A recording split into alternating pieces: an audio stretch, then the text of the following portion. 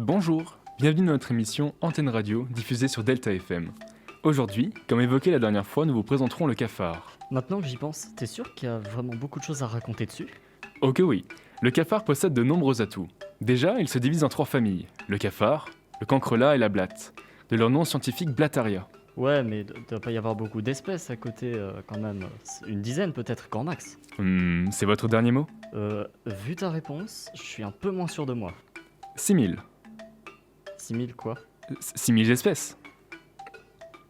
Pardon? Eh oui, ça en fait des bébêtes. Ils sont apparus depuis 335 millions d'années. Les plus grands font jusqu'à 10 cm et pèsent 50 grammes. Ils vivent jusqu'à 6 mois. Moi je peux pas les voir avec leur corps plat et marron, avec leurs 6 pattes toutes poilues. Et puis ils ont 2 grosses antennes, 2 paires d'ailes.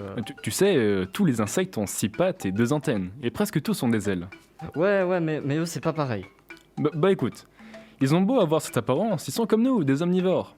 Mais ils peuvent pas digérer certains types de bois toxiques. Je prends note.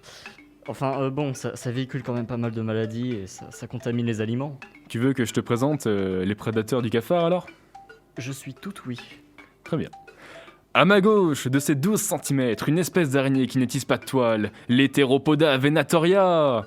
À ma droite, elle aime tout savoir de ses victimes avant de leur pondre dans le corps, l'hyménoptère, plus connu sous le nom de guêpe parasite. Bon alors, tu veux lequel de ces bébés chez toi? Je vais peut-être trouver une alternative. Ça risque d'être difficile. Tu sais, le cafard c'est un petit peu comme le super-héros des insectes, hein. Il peut se déplacer à une vitesse maximale de 4 km/h, soit pour un humain l'équivalent de 72 km/h. En plus, il est capable d'atteindre ses vitesses de pointe instantanément. Il possède la capacité de ressentir les vibrations dans l'air, ça lui permet de prédire les trajectoires de diverses attaques.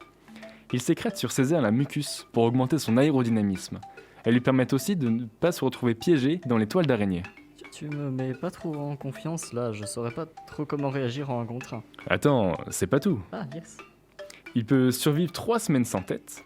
Les cafards peuvent aussi résister au nucléaire sur un taux de radiation 15 fois plus important que l'homme, car leur division cellulaire est lente. Ils peuvent survivre aussi 30 minutes sous l'eau, ils peuvent grimper aux murs et au plafond, et certaines espèces peuvent même voler.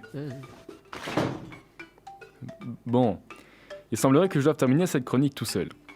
C'est tout pour aujourd'hui. On se retrouve la semaine prochaine pour parler d'un animal un peu plus aimé du grand public, la coccinelle. Tout en espérant que cette fois-ci, mon acolyte n'est pas le cafard.